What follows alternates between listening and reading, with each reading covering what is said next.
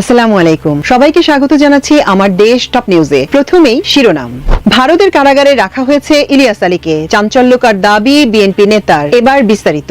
BNP চেয়ারপারসনের উপদেষ্টা পরিষদের সদস্য ও যুক্তরাজ্য বিএনপি সভাপতি এম মালেক বলেছেন, নিখোঁজ বিএনপি নেতা এম ইলিয়াস আলীকে গুম করে শেখ হাসিনা সরকার। কারণ ইলিয়াস আলী তাদের জন্য আতঙ্ক ছিল, তাই তাকে গুম করা হয়েছে। ইলিয়াস আলীকে ভারতের কোনো কারাগারে রাখা হয়েছে। একদিন ইলিয়াস আলী জনতার মাঝে ফিরে আসবেন। ভারতের কারাগারে ইলিয়াস আলী, এম এ মালেক। এই মালেক ভাই এত সুন্দর বিশ্লেষণ করে কথাগুলো বলছেন। এই প্রতিবেদনটি করছে জনকণ্ঠ। ভারতের কারাগারে ইলিয়াস আলী, বিএনপি নেতা এম এ মালেক, তিনি এই কথাটা বলছেন। তখন টয়লেটে নিয়ে যাইতো, ওনারা দুইজন আমাকে উঁচা করে নিয়ে যাইতো টয়লেট, কারণ আমার পা তখন আমি আর পাড়া দিতে পারি না মাটিতে। বিএনপির অনেককে এখানে রাখা হয়েছে, কাউকে এখনো মারে নাই। যে এম এ ইলিয়াস আলীর সাথে সে হ্যালো, আসসালামু আলাইকুম দর্শক শ্রোতা, আশা করছি সবাই ভালো আছেন। আলহামদুলিল্লাহ আমিও ভালো আছি। দর্শক শ্রোতা, আপনারা তো সবাই সিলেটের বিএনপি নেতা ইলিয়াস আলীকে চিনেন, যাকে হাসিনা থাকাকালীন অবস্থায় গুম করা হয়েছিল। প্রিয় দর্শক শ্রোতা, সেই বিএনপি নেতা ইলিয়াস আলীকে নিয়ে আজ এটা কি খুশির সংবাদ জানা গেল, যেটা শুনলে আপনি রীতিমতো অবাক হতে বাধ্য হয়ে যাবেন। দর্শক, আজকের ভিডিওটি খুবই ইম্পর্টেন্ট, তাই ভিডিওটিকে এক সেকেন্ডও না টেনে শেষ পর্যন্ত দূর সহকারে দেখে যাবেন, তাহলে মূলত ভিডিওর আসল রহস্যগুলো বুঝতে পারবেন এবং জানতে পারবেন। তো চলেন আপনাদেরকে এক এক করে সবগুলো ভিডিও বিস্তারিত দেখাই। তার আগে আপনাদের কাছে ছোট্ট একটা রিকোয়েস্ট, যারা আমাদের এই চ্যানেলে নতুন আসেন, এখনই চ্যানেল সাবস্ক্রাইব করে পাশে থাকা বেল আইকনটা বাজিয়ে দেন, তাহলে এরকম নতুন নতুন আপডেট ভিডিও দেখতে পারবেন। তো চলেন। আসসালামু আলাইকুম, সবাইকে স্বাগত জানাচ্ছি আমার দেশ টপ নিউজে। সঙ্গে আছি আমি তামান্না মিনহাজ। প্রথমেই শিরোনাম। ভারতের কারাগারে রাখা হয়েছে ইলিয়াস আলীকে, চাঞ্চল্যকর দাবি বিএনপি নেতার। এবার বিস্তারিত। বিএনপি চেয়ারপারসনের উপদেষ্টা পরিষদের সদস্য ও যুক্তরাজ্য বিএনপি সভাপতি এম মালেক বলেছেন, নিখোঁজ বিএনপি নেতা এম ইলিয়াস আলীকে গুম করে শেখ হাসিনা সরকার। কারণ ইলিয়াস আলী তাদের জন্য আতঙ্ক ছিল, তাই তাকে গুম করা হয়েছে। আমার মনে হয় ইলিয়াস আলীকে ভারতের কোনো কারাগারে রাখা হয়েছে। একদিন ইলিয়াস আলী জনতার মাঝে ফিরে আসবেন। শুক্রবার রাতে দক্ষিণ সুরমাস্থ নিজ বাড়িতে বালাগঞ্জ উপজেলা বিএনপি নেতাকর্মীদের সঙ্গে এক মত বিনিময় সভায় তিনি এসব কথা বলেন। এম এ মালেক বলেন, ফ্যাসিস্ট শেখ হাসিনা আমাকে চায়ের দাওয়াত দিয়েছিল। সেই দাওয়াত প্রত্যাখ্যান করে আমি শেখ হাসিনাকে শর্ত দিয়েছিলাম খালেদা জিয়াকে মুক্তি দিতে হবে। তিনি বলেন, গত 15 বছরে এদেশের মানুষকে শান্তিতে থাকতে দেয়নি ফ্যাসিস্ট হাসিনা, তাই দেশ ছেড়ে পালিয়ে যেতে হয়েছে তাকে। এই ফ্যাসিস্টের বিরুদ্ধে সিলেটে দুর্গ গড়ে তোলা হয়েছিল। বিএনপির নেতাকর্মীদের উপর হামলা মামলা করে থামাতে পারেনি। সিলেটে বিএনপির নেতাকর্মীরা সবসময় প্রতিবাদ জানিয়েছে ফ্যাসিস্ট সরকারের বিরুদ্ধে। যুক্তরাজ্য বিএনপির সভাপতি বলেন, জিয়াউর রহমানের হাত ধরে বিএনপির রাজনীতিতে এসেছি, এখনো রয়েছি। যখন যুক্তরাজ্যে ছিলাম তখন দেশের স্বার্থে প্রতি সোম ও বুধবার ব্রিটিশ পার্লামেন্টের সামনে বছরের পর বছর আন্দোলন করেছি। ভারতের কারাগারে ইলিয়াস আলী, এম এ মালেক। এই প্রতিবেদনটি করছে জনকণ্ঠ। ভারতের কারাগারে ইলিয়াস আলী, বিএনপি নেতা এম এ মালেক, তিনি এই কথাটা বলছেন। বিএনপি চেয়ারপারসনের উপদেষ্টা পরিষদের সদস্য যুক্তরাজ্য বিএনপির সভাপতি এম এ মালেক বলছে, বিএনপির নেতা ইলিয়াস আলীকে গুম করেছে শেখ হাসিনা। তার ভাষায় ইলিয়াস আলী তাদের জন্য আতঙ্ক হয়ে উঠেছিল, কাদের জন্য? শেখ হাসিনার জন্য, তাই তাকে গুম করা হয়েছে। আমার মনে হয় ইলিয়াস আলীকে ভারতের কোনো একটি কারাগারে রাখা হয়েছে, তবে একদিন তিনি জনতার মাঝে ফিরে আসবেন ইনশাআল্লাহ। এটা চিল্লাইয়া বলতাম, তখন টয়লেটে নিয়ে যাইতো, ওনারা দুইজন আমাকে উঁচা করে নিয়ে যাইতো টয়লেটে, কারণ আমার পা তখন আমি আর পাড়া দিতে পারি না মাটিতে। তারপরে আমি চিল্লাইয়া কান্না করা, আমার ডান পাশে একটা ছেলে ছিল, ফ্যান বন্ধ করার পরে উনি অনেকবার ওয়ালে আঘাত করে, তো আমি তো উঠে দাঁড়াইতে পারি না, আমার অবস্থা, আমি খুবই অসুস্থ। এত জোরে কান্না করেন কেন? কি করছেন আপনি? অপরাধী? আমি বললাম যে না, আমি তো জানি না যে আমি কোথায় আছি, আর কেন ধরে আনছি এটাও বুঝতেছি না। বলতেছে আপনি রাজনীতি করেন? বললাম যে না, আমার পরিবার বিএনপির রাজনীতির সাথে জড়িত, আমি তেমন একটা অ্যাক্টিভ না, বিএনপির একজন সমর্থক, অনলাইনে লেখালেখি করি, আমি জিয়াউর রহমানের আদর্শকে ভালোবাসি। সে আমাকে বললো কান্না করবেন না, আপনাকে মারবে না। পরবর্তীতে সে আমাকে বলে যে আপনাকে মারবে না, মেরে ফেলবে না, মেরে ফেলবে না। যে এখানে আমিও বিএনপি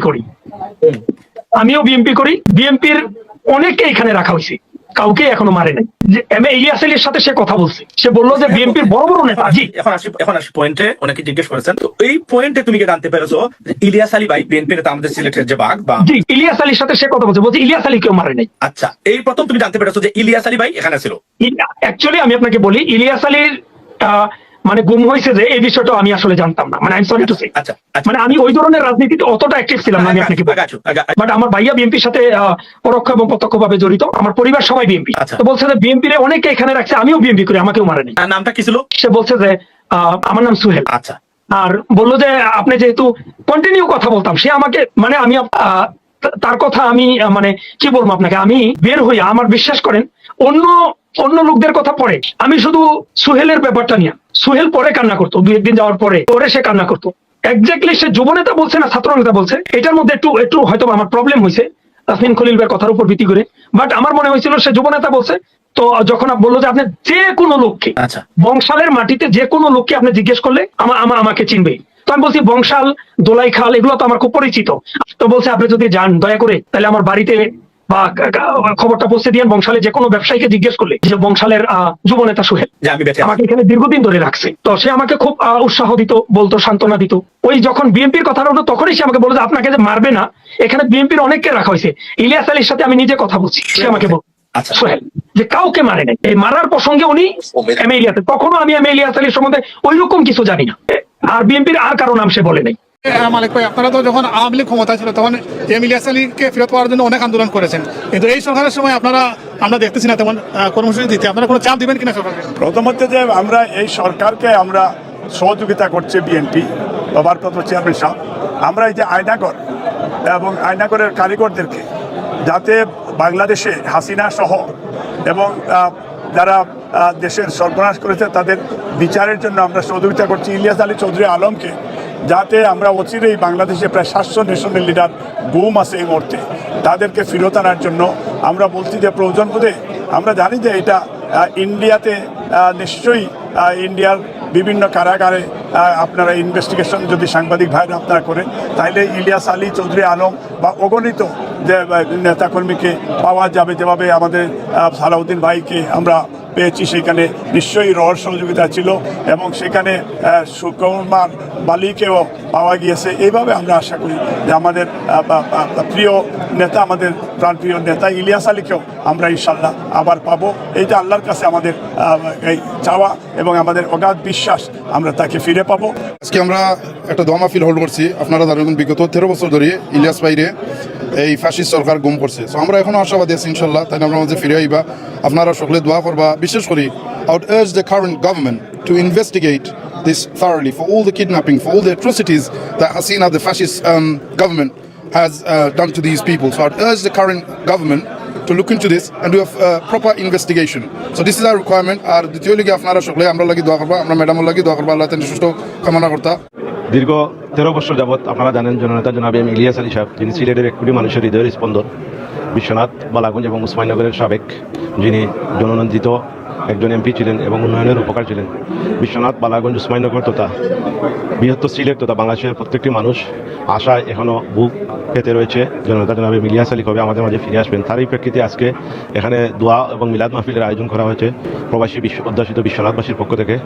আমরা সবাই ঐক্যবদ্ধভাবে সবাই এখনও আমরা আশাবাদী এবং দোয়া প্রার্থী সবার কাছে জননেতা জনাব এম ইলিয়াস আলী আমাদের মাঝে ফিরে আসবেন, বিশ্বনাথ এবং উসমানীনগর তথা বৃহত্তর সিলেটের অভিভাবকের দায়িত্বে উনি পালন করবেন, এটাই আমরা আশা এবং প্রত্যাশা রাখি এবং সবার কাছে দোয়া প্রার্থী। বিসমিল্লাহির রহমানির রহিম।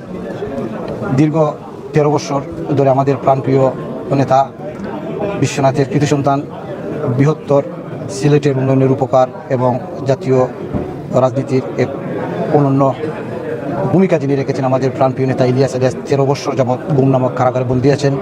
আজকে আমরা মিলে আমরা একটু দোয়ার মাহফিল আয়োজন করেছি যাতে আমাদের প্রাণপ্রিয় নেতা আমাদের মাঝে ফিরে আসেন। আমরা আশা রাখি, আমাদের বিশ্বাস, আমাদের আশা যে এখনও আমাদের ইলিয়াস আলী অক্ষত অবস্থায় আছেন। আমরা বিশ্বনাথবাসী তথা সারা বাংলাদেশ জাতীয়তাবাদী পরিবারের সবাই আশাবাদী আমাদের প্রাণপ্রিয় নেতা সুস্থ অবস্থায় আছেন এবং অতি তাড়াতাড়ি আমাদের মাঝে ফিরে আসবেন, এই আশা, এই প্রত্যাশা ব্যক্ত করি। নিউজে দেখলাম বিএনপি নেতা, যুক্তরাজ্যে বিএনপি নেতা এম এ মালিক সে দেশে আসছেন, এখন বলছেন যে ইলিয়াস আলী নাকি ভারতের কারাগারে। এটা কি সম্ভব? আপনারা কি বিশ্বাস করেন? ইলিয়াস আলী যদি ভারতের কারাগারে থাকতো, হাই, ইলিয়াস আলী যদি ভারতের কারাগারে থাকতো এতদিন কি বের হতো না? হ্যাঁ, উনি বলতেছেন যে ইলিয়াস আলী ভারতের আতঙ্ক ছিল, হাসিনা খুব ভয় পেত কারণ সে দেশপ্রেমিক। ভালো কথা, কিন্তু এতদিনেও কে ইলিয়াস আলী বের হতেন? উনি কি করে জানলেন ইলিয়াস আলী ভারতের কারাগারে? তাহলে তো সরকারের ভারতের কাছে চাওয়া উচিত না? উনি নিশ্চিত বলতেছেন ভারতের কারাগার আছে, নিশ্চিত একজন মানুষ কি করে বলে? আমরা তো এই পর্যন্ত কোনো খবরই পেলাম না। আমি যতটুকু জানি নেয়ার 2 দিনের মধ্যে ইলিয়াস আলীকে নাই করে ফেলছে, নেয়ার 2 দিনের ভিতরে। উনি হঠাৎ করে বলে, মানে ইলিয়াস আলী নিয়ে যে এত ধোঁয়াশা, ওরা পরিবারেও কি অবস্থা? ওরা জানে না ইলিয়াস আলী বেঁচে আছে নাকি নাই, কোনোটাই না। না তারা দোয়া করতে পারতেছে, মারা গেছেন, কোনোটাই করতে পারতেছে না। কি একটা কষ্টের মধ্যে পড়ে গেছে যে তার বাবা আছে না নাই। হাসিনা এমন খারাপ কাজ করে দিয়ে গেছে, গুম যাদেরকে করা হয়েছে। এই ভয়ঙ্কর মহিলাটা এখনো লাইভ করে, লজ্জা নাই, নির্লজ্জ মহিলাটা অনলাইনে কথা বলে, পুলিশ মারার নিয়ে কথা বলে। তুই তো দেশের মানুষকে মেরে ফেলছিস। ইলিয়াস আলী কথা বলছিল টিফাই চুক্তি নিয়ে, সেই টিফাই চুক্তি নিয়ে কথা বলাতে তাকে মেরেই ফেলে দিল। জানি না ভাই, আমি এটা বলতে পারি না, কারণ এখনো ইলিয়াস আলী ক্লিয়ারেন্স নাই, ওকে মেরে ফেলছে না ফেলছে। যদিও বের হয়েছিল যে ইলিয়াস আলীকে মেরে ফেলছে, কিন্তু সঠিক তো কেউ বলতে পারে না। ইনভেস্টিগেশন চলছে, ওটা চলছে, কিন্তু মানে এরকম করে হাসিনা সর্বনাশ করেছে একটা ফ্যামিলি, কত হাজার হাজার ফ্যামিলি ধ্বংস করেছে। বাংলাদেশের 100-রও বেশি লোক ভারতের কারাগারে বন্দী আছে, এটা হলো রিসেন্ট খবর। তো আমরা আসলে সত্যিই কনফিউজড। আর আমরা 13 বছর ধরে প্রতি বছরই এই গুম দিবস পালন করা, এটা নিয়ে কথা বলা, আমরা ক্লান্ত হয়ে গেছি। আমরা চাই না যে ভবিষ্যতে যেন আমাদের এরকম একটি দিবস আবার পালন করতে হয়। আমরা বর্তমান সরকারের কাছে সুস্পষ্টভাবে জানতে চাই যে আপনারা আপনাদের গুম কমিশন, আন্তর্জাতিক ট্রাইব্যুনাল যেটাই গঠন করে থাকেন না কেন, গুমের বিষয়ে আপনারা কি করেছেন সেটা স্পষ্ট করুন। আলোচনা সভা এবং দোয়া মাহফিলে উপস্থিত আছেন সভাপতি হিসাবে আমাদের ইলিয়াস আলীর অত্যন্ত ঘনিষ্ঠ বাচন, বিএনপির নির্বাহী কমিটির স্বেচ্ছাসেবক বিষয়ক সম্পাদক মীর শরাফত আলী সপু। প্রধান অতিথি হিসেবে উপস্থিত আছেন স্বৈরাচার বিরোধী আন্দোলনের অগ্রসৈনিক ইলিয়াস আলীর সহযোদ্ধা, বর্তমান বিএনপির নির্বাহী কমিটির সিনিয়র যুগ্ম মহাসচিব অ্যাডভোকেট রুহুল কবির রিজভী। উপস্থিত আছেন বিএনপির চেয়ারপারসনের অন্যতম উপদেষ্টা জনাব আবুল খায়ের ভূঁইয়া। উপস্থিত আছেন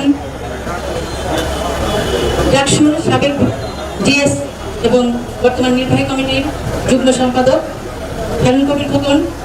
উপস্থিত আছেন আরেকজন যুগ্ম সম্পাদক আব্দুল সালাম ভাই।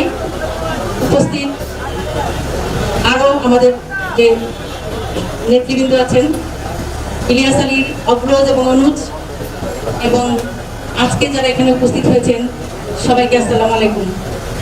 আজকে 13 বছর হয়ে গেছে ইলিয়াস আলী গুমের। আমি আজকের এই জায়গায় দাঁড়িয়ে ইলিয়াস আলী গুম হয়েছিল বা ইলিয়াস আলীর যে গুমের ইতিহাস 13 বছরের, সে বিষয়ে বলতে চাই না। আমি অনেকেই আলোচনা করেছেন ইলিয়াস আলী সম্পর্কে। আমি যেটা বলতে চাই, আমরা জানি যে ফ্যাসিস্ট হাসিনা ইলিয়াস আলীকে গুম করেছিল তার দোসররা একসাথে মিলে, সরকারি পরিকল্পনায় এবং সরকারি মদদে। আমরা দীর্ঘদিন ধরে প্রত্যাশায় ছিলাম একটি দিনের, যে যেদিন এই ফ্যাসিস্ট মুক্ত হবে বাংলাদেশ, সেই ফ্যাসিস্ট মুক্ত বাংলাদেশে আমরা ইলিয়াস আলীকে ফেরত পাবো। আমরা প্রত্যাশা করেছিলাম যখন 24-এর 5ই আগস্টে যে ফ্যাসিবাদ মুক্ত হয়েছিলাম আমরা, সেই মুক্তি হওয়ার পরে যে অন্তর্বর্তীকালীন সরকার ক্ষমতা এসেছিল, তারা প্রথমে যে প্রিয় দর্শক শ্রোতা, আপনারা তো ভিডিও দেখতে দেখতে ভিডিও শেষ পর্যন্ত চলে আসছেন। অবশ্যই আপনাদের মতামত কমেন্ট বক্সে জানাতে ভুলবেন না। আর নতুন নতুন আপডেট ভিডিও পেতে অবশ্যই আমাদের চ্যানেলটা এখন সাবস্ক্রাইব করে দিন। তো আপনাদের সাথে আবারও দেখা হচ্ছে পরবর্তী ভিডিওতে।